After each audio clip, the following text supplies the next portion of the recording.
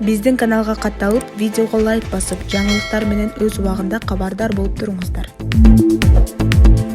Өзбекстан жана Тажикстан биздин учактарды сабырыбызды сынабай өздөрү өткөрүп бергени жакшы. Болбосо бул өлкөлөр терс кесепеттерге дуушар болот. Мындай пикирин Афганистандын коргоо министринин милдетин аткаруу Мулла Якуб билдирген. Спутник Афганистандан жазды.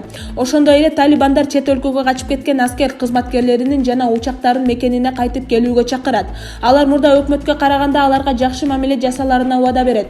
Талибан аларды өз бийлигине каршы көрсөтүүнү токтотууга үндөйт.